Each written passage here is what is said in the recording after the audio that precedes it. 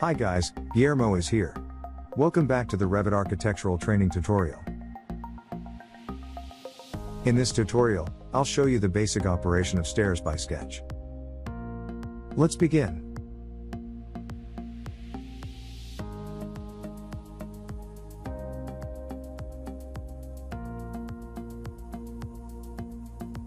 To show the Stair by Sketch tool, I'm going to start off with a completely blank Revit project file. First of all, select the Stair tool from the Architecture menu. When you select Stair, you will notice that the ribbon menu changes to Sketch mode. You can always tell when Revit is in Sketch mode by the presence of the green tick and red cross. Before we go any further, take a look at the Properties palette. There are three important things to note here. 1. The base level. This is the level in your model that the stairs will start from, at their lowest point.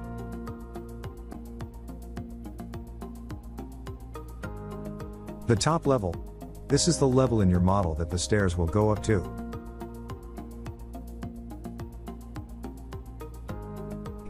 The desired number of risers. This is the number of risers that are required for this particular stair type, to span exactly between the base level and the top level. Revit calculates this value automatically, based on the type of stair chosen. Now let's take our attention back over to the ribbon menu. We are going to be creating a run of stair.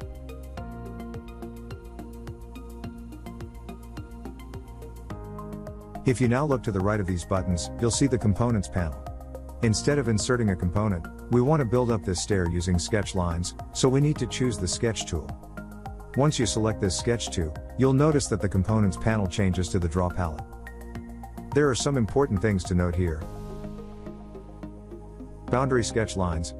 Make sure this is selected when you need to sketch. Boundary lines are the lines that run along the sides of your stairs and landings. Do not place boundary lines at the top or bottom of your stairs. Boundary lines are always displayed in green. Riser sketch lines. These lines span between the boundary lines and represent the step lines in the plan view. Riser lines are always displayed in black. So let's go ahead and start by sketching out our stair run. It doesn't make much difference if you sketch the boundary or the riser lines first, although I would suggest it's far easier to place the boundary lines first.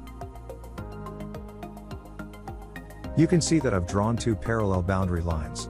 These are going to be the sides of my stair run. Note how Revit informs me that I have not yet created any of the risers and the number of risers are still to be created.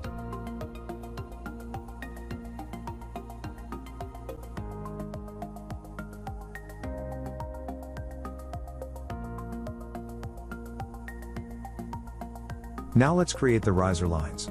You can think of these as the position of the actual steps in a plan.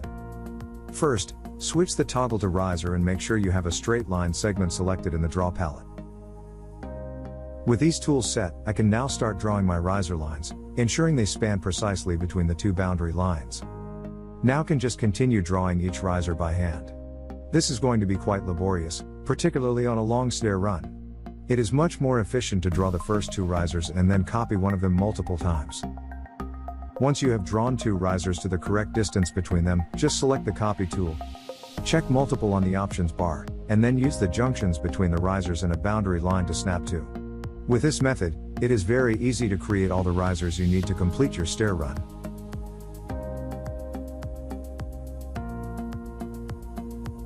Keep checking the values shown just below your lower boundary line. These give you a live update of how many risers you still need to create. With all risers now in place, I can proceed to create the stair geometry by hitting the green tick to come out of sketch mode.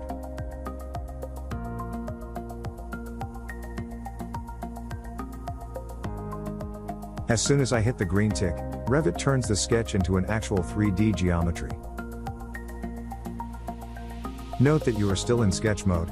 This is for the creation of the overall stair.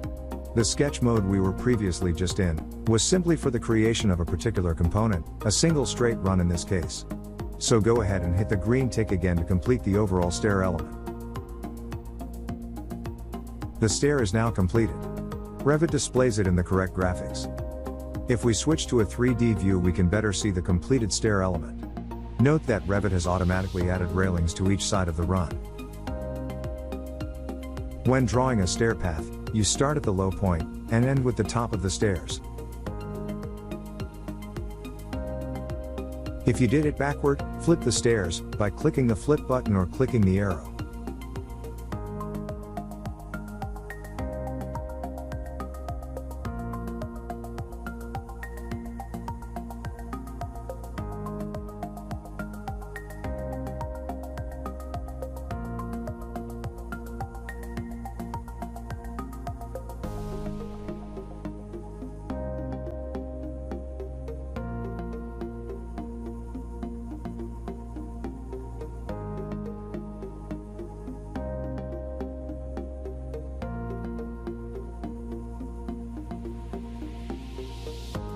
Revit automatically creates the handrail for our stairs by sketch.